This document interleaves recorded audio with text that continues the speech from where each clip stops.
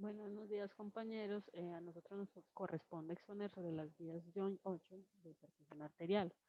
Nuestro grupo está conformado por Juan José Cardona, Santiago Pérez, David Bedoya y quien les habla, Alejandra Echeverri.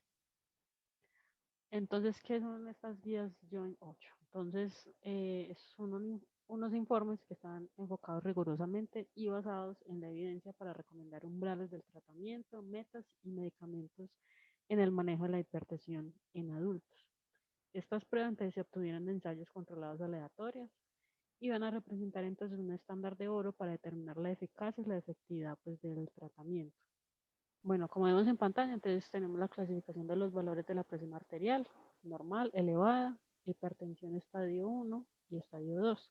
Entonces tenemos que lo normal, 120-80, la elevada entonces iría de 120 a 129 sobre 80, hipertensión estadio 1, entonces iría de 130 a 149 sobre 80 y 89.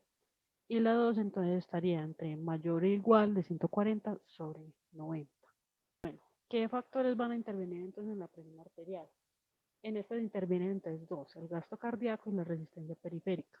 El gasto cardíaco entonces se divide en dos, el volumen sistólico, que entonces sería esa fuerza de eyección con la que sale la sangre del corazón hacia los tejidos y va a estar regulada pues por la homeostasis del sodio y va a tener su efecto sobre la volemia. La frecuencia cardíaca entonces la tenemos como la cantidad de latidos por minuto que se van a dar por las contracciones y que se regulan a través de receptores alfa y beta adrenérgicos que son importantes sobre el tono muscular. Hablemos entonces de la resistencia periférica. Esta va a estar regulada a nivel de las arteriolas por unos estímulos hormonales que van a estar reflejados en el tono vascular. Es decir, recordemos que tiene que haber un equilibrio entre vasoconstrictores como angiotensina 2, catecolaminas y la endothelina. Y tenemos los vasodilatadores, como las cininas, prostaglandinas y el óxido nítrico. ¿Qué factores entonces me regulan la presión arterial? Tenemos entonces el volumen intravascular que va a regular el volumen sistólico y un ejemplo que se tiene entonces es el aumento de consumo de sodio por la natriuresis. En el sistema nervioso entonces tenemos receptores alfa-adrenérgicos 1 y 2 y beta-adrenérgicos 1, 2 y 3. Entonces estos van a estar encargados de recibir la adrenalina, la noradrenalina y dopamina. Tenemos entonces por último acá el sistema renina-angiotensina-aldosterona, que cuando se va a activar entonces cuando la presión está disminuida, es decir, una hipotensión, va a haber una disminución del filtrado glomerular, es decir, pérdida de sodio, y van a haber concentraciones elevadas de catecolaminas, lo que les hablaba. Tenemos también unos mecanismos vasculares, entonces se puede dar una disminución del diámetro y un aumento de la resistencia. Y eso va a causar una remodelación, es decir, las paredes se van a engrosar y la sangre va a ser incapaz de circular. ¿Y qué va a pasar? Entonces va a elevar la presión arterial. En estos tenemos unos factores a considerar que van a ser modificables y no modificables. Ya entonces mis compañeros van a profundizar en las guías y su tratamiento. Ahora vamos a hablar un poco de los inhibidores de la enzima convertidora de angiotensina como tal. Entonces, estos que inhiben esa conversión de angiotensina 1 a angiotensina 2 y así reducen esa presión sanguínea que mejoran la natriuresis, que es la excreción de sodio. Em, que estos fármacos, además de impedir esa vasoconstricción, provoca una producción pues, en una menor medida de otros péptidos que contribuyen con la vasodilatación del sistema pues, vascular como tal. Que estos inhibidores se pueden clasificar entonces en tres tipos, que es pues, de acuerdo a su que estructura química, que son los inhibidores que contienen sulfidrilo, los inhibidores que contienen dicarboxilo y los inhibidores con fósforo. Que entonces, eh, como ya se había entonces mencionado anteriormente, que estos inhibidores bloquean esa conversión de angiotensina 1 a angiotensina 2 y todos estos fármacos tienen indicaciones terapéuticas similares, tienen perfiles de efectos adversos y algunas contraindicaciones. Como que esta enfermedad, o sea, pues la hipertensión por lo general requiere un tratamiento pues, de por vida, eh, l- l- aquellos problemas de la calidad de vida del paciente se tiene que considerar. Que hay que recalcar que estos inhibidores de la enzima convertidora de angiotensina se que eliminan principalmente por los riñones. Y que aquí podemos ver algunos de que estos fármacos que están entonces disponibles para el tratamiento de la hipertensión. Tenemos el fármaco, su biodisponibilidad, su concentración máxima, su vida media y cuál es su dosificación. Tenemos fármacos como el captopril, enalaprilato, el lisinopril, que entre otros fármacos. Entonces, aquí podemos ver que hay una gran variedad de fármacos para el tratamiento de la hipertensión. Entonces, algunos de sus beneficios es que estos fármacos son útiles para, pues, cierto, que el tratamiento de la hipertensión debido a que tienen una gran eficacia y un perfil favorable de efectos adversos. Que estos fármacos son buenos para que esos pacientes que tienen hipertensión y que además de eso presentan diabetes, porque sé que evidencia que el desarrollo de la glomerulopatía diabética y el ENTESE, que entonces desarrollo de la enfermedad renal crónica como es la glomeruloesclerosis. Una cosa que se tiene que tener en cuenta es que el captopril, que es de corta duración de acción, que no es recomendado para el tratamiento de la hipertensión.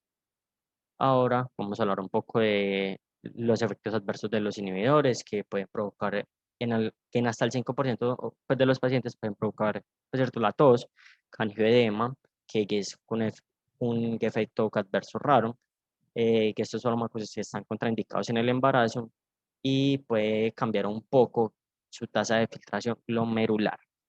Ahora vamos a hablar de los bloqueadores del receptor de angiotensina que se conocen también como ARA o se conocen como BRA.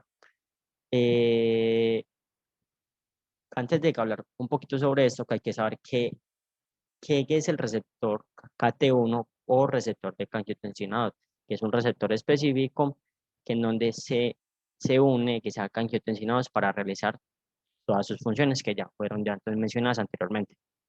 Entonces, en cuanto a sus mecanismos de acción, tenemos que el ARA se une a los receptores AT1, bloqueando y a la vez que impidiendo que se una la angiotensina 2. Estos bloqueadores son 10.000 veces más selectivos por el receptor KT1 que por el receptor KT2. Entonces, al impedir que se una que esa angiotensina 2, se impide que se en todas sus funciones como son la contracción del músculo liso vascular, la respuesta rápida hipertensor, etcétera. Entonces, al antagonizar todos estos efectos, que estos agentes relajan el músculo liso y promueven la vasodilatación, aumentando la excreción renal de sal y agua y reduciendo el volumen plasmático. En cuanto a sus funciones, estos fármacos reducen la activación de los receptores AT1, bloqueando así esa acción de la angiotensina 2 a través de que el receptor AT1 que está bloqueado. Y estos fármacos, al igual que los inhibidores de la ECA, perdón, aumentan los niveles séricos de angiotensina 1,7 y angiotensina 1,9, que son sustancias que pueden contribuir con la vasodilatación. Entonces, que estos fármacos tienen una biodisponibilidad generalmente un poquito baja, que es entonces menos del 50%, a excepción de que algunos fármacos como el asilsartán, que tiene el 60%, y el irbesartán, que es del 70%. Que estos fármacos tienen una alta acunión a proteínas, que es aproximadamente del 90%, y todos estos fármacos están aprobados para el tratamiento de la hipertensión. Estos fármacos también son renoprotectores en los pacientes que presenten diabetes y muchos expertos los consideran que el medicamento de elección para esos pacientes que tienen hipertensión y que presentan entonces la diabetes. Aquí podemos ver que algunos antagonistas de que el receptor de angiotensina 2, tenemos algunos conocidos como pues el losartán, que el irbesartán, el leprosartán. Aquí podemos ver que también hay una gran variedad de medicamentos que son antagonistas del receptor de angiotensina 2. Entonces, en cuanto a sus efectos adversos, tenemos que generalmente que estos fármacos son bien tolerados por el paciente, pero puede provocar angioedema y tos como los inhibidores presentes de la ECA, pero en una menor cantidad y tienen potencial teratogénico. Aquí no se pueden dar que en el embarazo o con eso. Y pueden causar hiperpotasemia aquí en pacientes con enfermedad renal crónica. Ahora vamos a ver cuáles son pues, las recomendaciones que nos da pues, la guía. Entonces, que en la recomendación 1 se dice que en la población general que sea mayor de 60 años, iniciar el tratamiento farmacológico para, para aquí con el objetivo de alcanzar una presión arterial sistólica que sea menor de 150 y con una presión arterial diastólica que sea un poquito menor de 90 milímetros de mercurio. En la recomendación 2, en la población general, que sea menor de 60 años, se hace con el objetivo de reducir que esa presión arterial diastólica que sea igual o menor a 90 milímetros de mercurio. Y en la tercera recomendación tenemos que en la población que sea menor de 60 años se hace con el objetivo de conseguir una presión arterial sistólica que sea menor de 140 milímetros de mercurio. Bueno, hablamos de los diuréticos antihipertensivos. En sus generalidades, pues vemos que alteran las concentraciones de iones y de agua, son buenos compañeros con otros medicamentos antihipertensivos y su mecanismo de acción es básicamente la disminución de sodio y por consiguiente la volemia, disminuyendo lo que es el gasto cardíaco y la resistencia vascular. Tenemos que actúan en tres partes. Los diuréticos de asa actúan en lo que es el asa en gel, más que todo inhibiendo la bomba sodio, potasio, 2-cloro. Las tiazidas actúan en lo que es en el túbulo contorneado distal, inhibiendo lo que es la bomba sodio-cloro.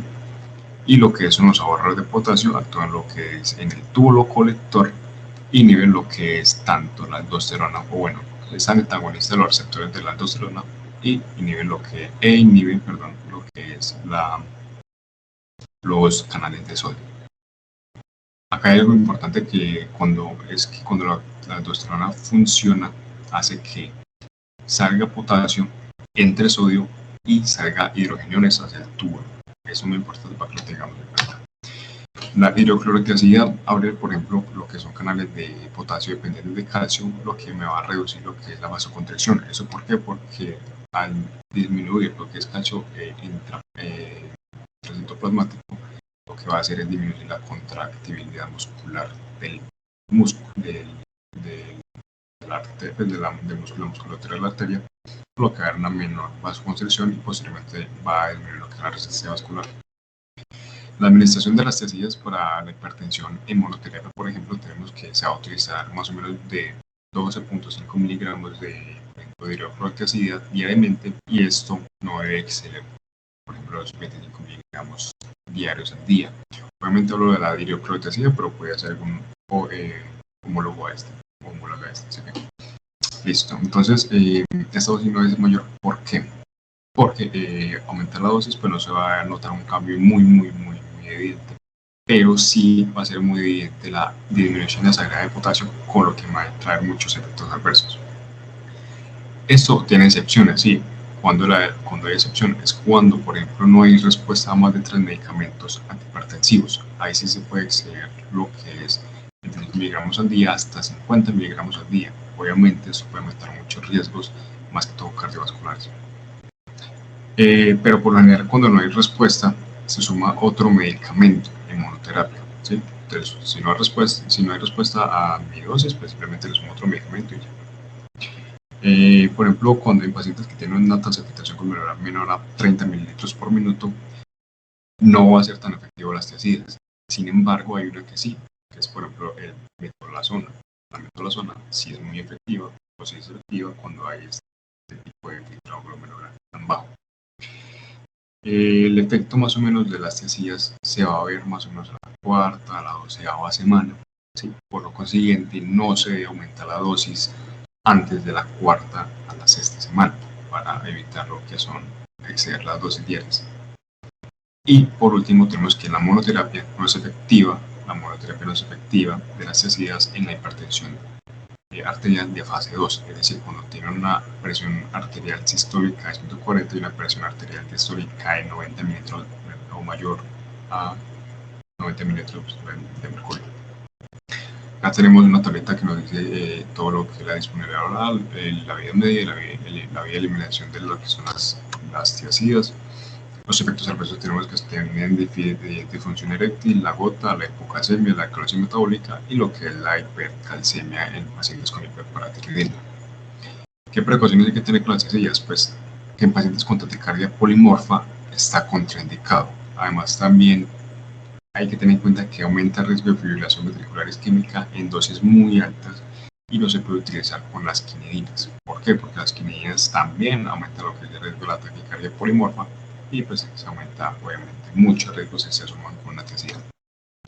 Tenemos otros diuréticos que son por ejemplo los diuréticos de asa, que lo que va a hacer es, como dije anteriormente, van a inhibir la bomba sodio, potasio, 2-cloro. Y tienen ventajas. ¿Y cuáles son? Son útiles en hiperasodemias y en edemas muy graves. Sin embargo, tienen varias desventajas, que son menos eficaces que los tiazídicos porque tienen menos duración tienen menos duración en el efecto de la bomba. Tienen un mayor riesgo de efectos adversos que los tiazídicos y una dosis única en el día es poco eficaz. Y dos dosis únicas, dos dosis en el día aumenta lo que son muchos efectos adversos. Acá, igual que el anterior, también tenemos la tablita de biodisponibilidad y todos los datos de los fármacos de estos inhibidores de LASA. Tenemos otros diuréticos que son los ahorradores de potasio, que son muy importantes, que son por ejemplo la amiloprida, que inhibe lo que son los canales de sodio, ¿sí? El túbulo colector, la muy conocida espironolactona, que inhibe o es un antagonista a los receptores de la aldosterona, y el tema es por último el triamtereno, que se va a sumar, y es muy bueno sumar un tiazídico, y lo que va a hacer son inhibir los canales de sodio. ¿Qué desventajas tiene, por ejemplo, la espironolactona? Tiene que, por ejemplo, en hombres va a generar impotencia ginecomastia y hiperplasia prostática benigna. Al igual que de las otras dos, también tenemos la tonita, atenuantes de pérdida de potasio. Entonces, ¿qué hacen esos atenuantes? Pues evita la muerte súbita por tiazídicos, ¿sí? Porque disminuir tanto el potasio en sangre, pues me va a hacer lo que pues, aumentar el riesgo de muerte súbita. Entonces, por ejemplo, los inhibidores de la enzima convertida de angiotensina, pues en uso combinado con esto se recomienda, pero en dosis bajas, perdón. También se recomienda disminuir el consumo de sodio en la dieta menor a 2 gramos por día, porque pues a menor sodio que eliminar, pues menor potasio que eliminar. También los ahorradores de potasio me van a ayudar en la pérdida de estos. Tenemos otros que son los hipotoníticos, que son antagonistas alfa y beta, ¿sí?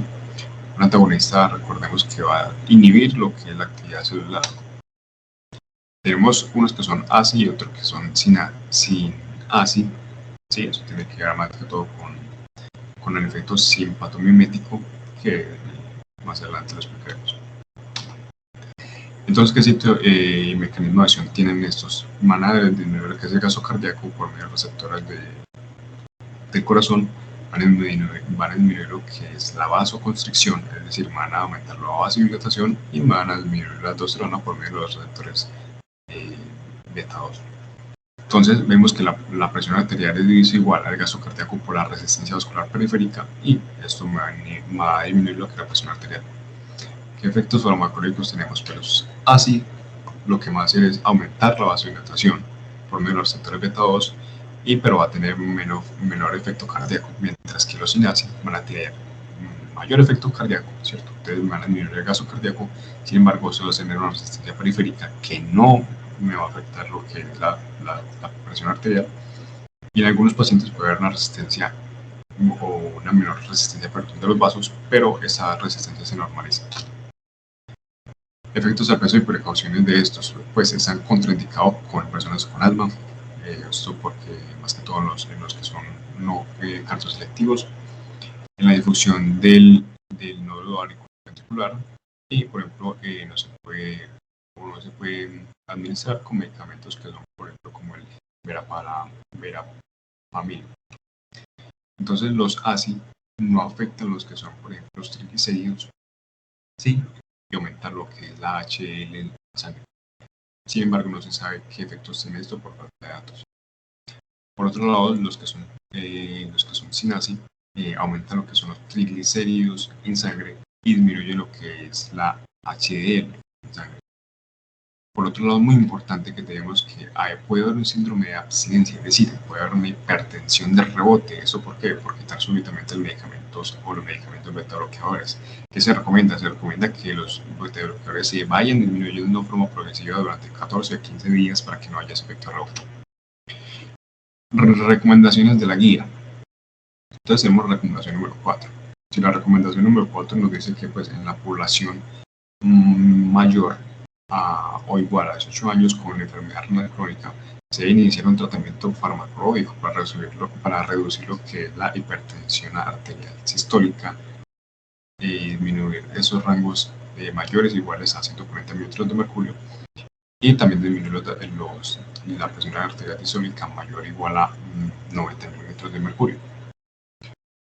Recordemos que esta recomendación dice que pues, el tratamiento antihipertensivo debe individualizarse, ¿sí? Debe tener en cuenta eso. Y también debe tener en cuenta los factores como, por ejemplo, comorbilidades y la albúmina, muy importante. También tenemos otro que es la recomendación número 5, que es el tratamiento para que los pacientes disminuyan esa presión arterial sistólica a inferiores de 150 mililitros de mercurio en pacientes diabéticos e hipertensos, ¿sí? ¿Esto por qué? Porque esto me va a disminuir lo que es la probabilidad de desarrollar accidentes cerebrovasculares y enfermedades cardíacas. Y por último tenemos que la recomendación número 6 se va a dar más que todo en la población general, no negra, incluida las personas con diabetes, ¿sí? ¿Qué dice esta recomendación? Que las personas deben tener un tratamiento hipertensivo inicial y que debe incluir diuréticos, como por ejemplo los hipotiacidas, un bloqueador de calcio, un inhibidor de la enzima convertidora de angiotensina, o por ejemplo un bloqueador del receptor de angiotensina. Eso con el fin de disminuir lo que son las morbilidades y la mortalidad de lo que son las enfermedades hipertensivas. Bueno, yo les voy a hablar sobre los antagonistas de los canales de calcio. Entonces vamos a tener dos grupos. Los que no son dihidropiridinas, que involucran lo que es el verapamilo, que es una fenilalquilamina, ¿cierto? Y el dieltiazem, que pertenece a las que son benzotiazepinas.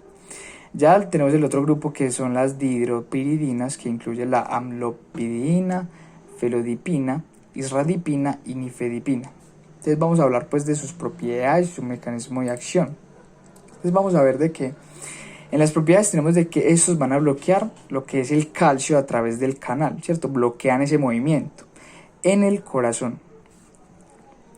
Y ya en el mecanismo de acción vamos a ver de que estos bloqueadores de este canal disminuyen la presión arterial.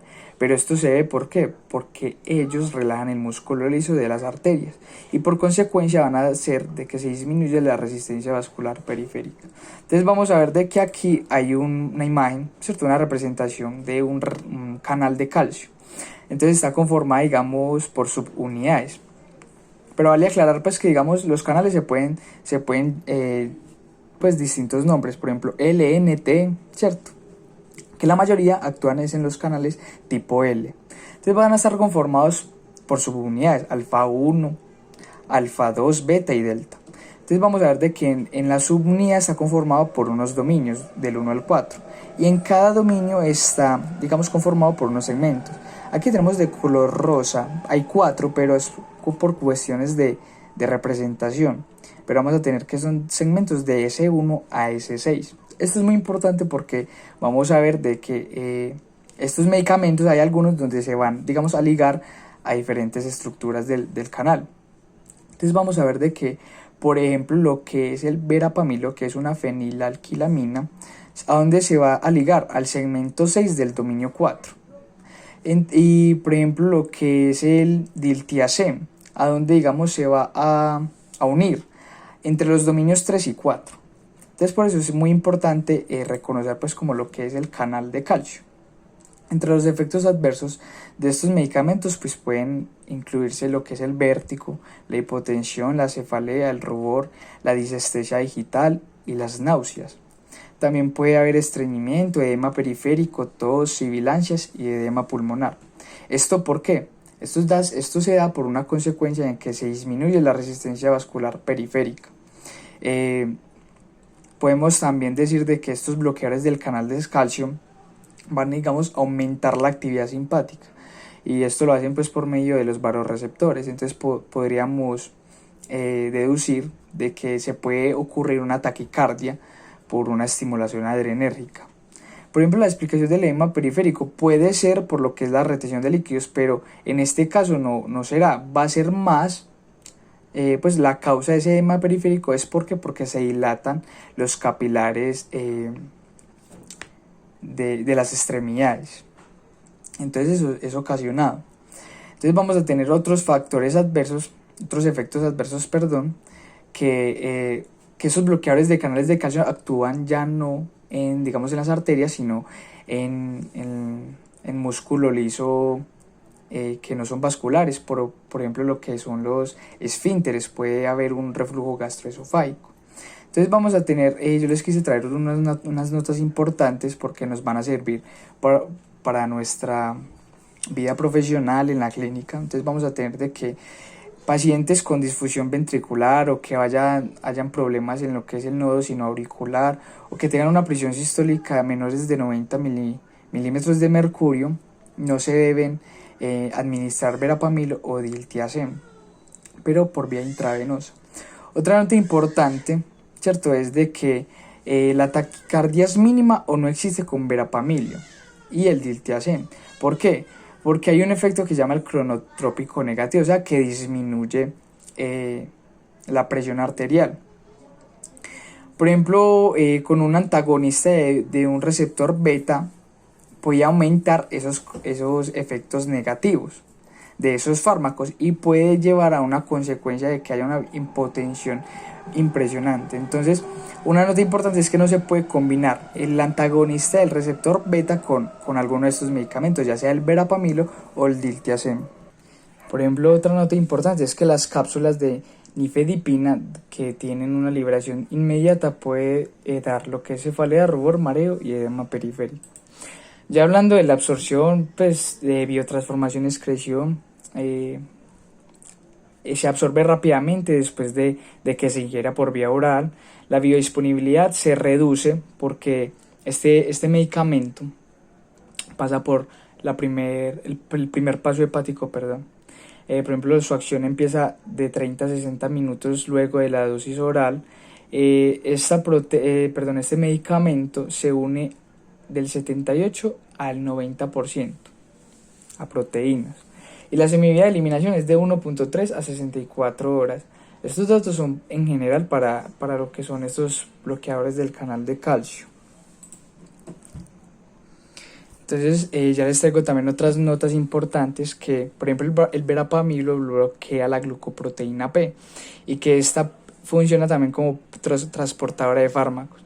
Entonces, digamos, en un caso, el verapamilo puede inhibir la eliminación de la digoxina. ¿Y por qué? Pues porque obviamente bloquea esa glucoproteína P. Por ejemplo, en otra nota importante, por ejemplo, con pacientes con cirrosis hepática, las semividas de los bloqueadores de los canales de calcio pueden, digamos, aumentar. Entonces es por eso que es necesario como disminuir esa dosis. Bueno, siguiendo con la exposición, yo les voy a hablar sobre los vasodilatadores. Entre ellos incluye la hidralazina. Su comercialización ha disminuido porque daba taquifilaxia y taquicardia. Bueno, su mecanismo de acción es que relaja directamente el músculo liso de las arterias. No es muy aclarado su mecanismo de acción, pero lo que más se cree es que disminuye la concentración intracelular de calcio. Por ejemplo, la hidralazina puede estimular lo que es la actividad simpática, por medio de varios receptores, lo que puede, digamos, liberar noradrenalina y aumentar la contractibilidad miocárdica, lo que hace es que disminuya ese efecto antihipertensivo. Bueno, en lo que es la absorción, metabolismo y excreción, es que la hidralacina se absorbe muy bien en lo que es el tubo digestivo. La biodisponibilidad va a estar disminuida por lo que son los acetiladores rápidos y lentos. La semivía es de 1 hora, la depuración en general es de 50 mililitros kilogramo por minuto. La concentración máxima y su efecto hipotensor máximo es transcurrido los 30 a 120 minutos luego de ingerirlo. La semivía plasmática es de 1 hora. Bueno, ya hablando sobre la toxicidad y las precauciones, es que tenemos dos tipos de efectos adversos. Vamos a tener el primero, que es por medio de lo que es el efecto farmacológico, que es la cefalea, náusea, rubor, hipotensión, palpitaciones, taquicardia y angina de pecho. Bueno, el segundo efecto ya es más un tema inmunitario, por lo cual puede dar un lupus inducido por fármacos, también puede dar una anemia hemolítica o una glomerulonefritis. Bueno, el uso terapéutico es en mujeres embarazadas, en especial en preeclampsia. La dosis habitual por vía oral es de 25 a 100 miligramos 2 veces al día, y la dosis máxima recomendada es 200 miligramos por día, para minimizar lo que puede ser un lupus inducido por fármacos. Ya hablando de lo que son los medicamentos vasodilatadores, que son abridores de los canales de potasio, es el minoxidilo, ¿cierto? Lo que necesita este medicamento, ¿cierto?, es que requiere de un proceso metabólico para que se dé la molécula activa, y esto lo hace por medio de la enzima sulfotransferasa, que está ubicada a nivel hepático. Entonces, lo que se da formación de este metabolismo activo, lo que hace es que relaja el músculo liso vascular, y lo hace por medio de ATP al abrir esos canales. Entonces, lo que va a ocurrir es que se hiperpolaricen las células de ese músculo liso. ¿Por qué? Porque da apertura a esos canales de potasio y se genera ese efecto. Bueno, vamos a tener unos efectos farmacológicos de que va a incrementar el flujo sanguíneo hacia la piel, músculo estriado, tubo digestivo y corazón, y es un vasodilatador renal. Bueno, en los efectos adversos se pueden dividir en 3 categorías, que es retención de líquidos y sal, efectos cardiovasculares e hipertricosis. Una nota importante es que no se debe combinar con bloqueadores beta, porque este tiene semejanza y la al diltiazem. Bueno, y también hablando sobre farmacocinética, es que la concentración sanguínea máxima ocurre 1 hora después de suministrarlo por vía oral, y solo el 20% del medicamento se excreta sin cambios en orina. La semivía plasmática es de 3 a 4 horas. Bueno, ya hablando también de otro tipo, que es el nitroprusiato de sodio, es que es un vasodilatador porque actúa liberando óxido nítrico. Esto por medio de la vía de GMP cíclico, que origina vasodilatación y que puede, digamos, simular también lo que es la producción de óxido nítrico en células endoteliales. ¿Por qué? Porque, digamos, en muchos pacientes hipertensos estas células pueden estar dañadas. Bueno, este medicamento es una molécula inestable, se puede descomponer en medios alcalinos y también cuando queda expuesto a la luz. Por eso se debe aplicarse por vía intravenosa de una forma continua y lenta. La acción es transcurrido 30 segundos y el efecto hipotensor máximo aparece antes de los 2 minutos. Cuando se suspende la administración, el efecto puede desaparecer en 3 minutos. El metabolismo de este medicamento va a seguir la liberación de cianuro. Entonces vamos a ver de que en la toxicidad y precauciones o en los efectos adversos a corto plazo es que se puede, digamos, ver una vasodilatación excesiva. ¿Y por qué hablaba ahorita del cianuro? Porque puede haber, digamos, una intoxicación por cianuro y puede dar una acidosis láctica. Entonces ya los signos y síntomas ya es reflejado secundario a esta toxicidad. Y como dato importante es que para evitar, digamos, esa acumulación de cianuro, es importante suministrar tiosulfato. Bueno, entonces vamos a tener las recomendaciones de la guía que son muy importantes, que dice que en la población negra, que se incluye también los diabéticos, hay que incluir como tratamiento de un diurético tipo tiazida o un bloqueador del canal de calcio. Otra recomendación es que en la población de mayores de 18 años, el tratamiento antihipertensivo inicial debe incluir un IECA o un ARA2 para que, digamos, los eventos renales mejoren. Y eso aplica independientemente de la raza o el estado de la diabetes. Otra recomendación es que para un paciente que lleva hipertensión se le debe dar un tratamiento inicial. Sigamos a medida que el médico lo estabiliza, pues lo examina y no se estabiliza esa presión arterial, entonces se debe incluir un segundo fármaco que puede ser tipo bloqueador del canal de calcio, tipo tiazida, un IECA, un ARA2, y por alguna razón no se estabiliza todavía la presión arterial, se debe incluir un tercer fármaco, pero que no puede ser ni un IECA y un ARA2 en el mismo paciente. Entonces ya puede ser un tipo de un diurético. Entonces si con los 3 fármacos no se estabiliza, ahí sí hay que remitirlo al especialista. Bueno, aquí tenemos un cuadro que con lo que son las recomendaciones, cuáles son las cifras meta que se lograrían esperar pues con esas recomendaciones.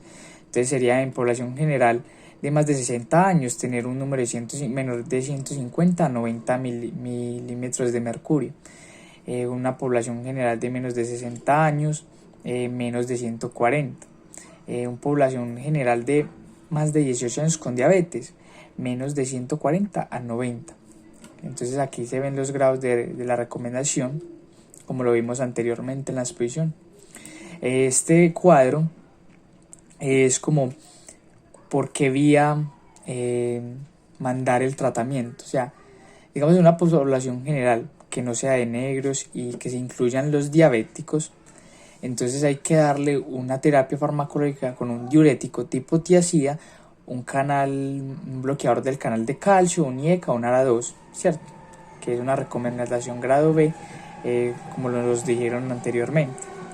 Y así, población general de negros, incluidos los diabéticos, ahí sí es un tiazida o un bloqueador del canal de calcio. Y ya aquí es como las estrategias ABC, ¿cierto? De la revista, que nos describen esas estrategias. Iniciar con droga tiazida, bloqueador del canal de calcio, que si no se alcanza la meta con una dosis inicial, entonces hay que darle una segunda droga, que sea ya una tiazida o un bloqueador del canal de calcio, un IECA o un IAR.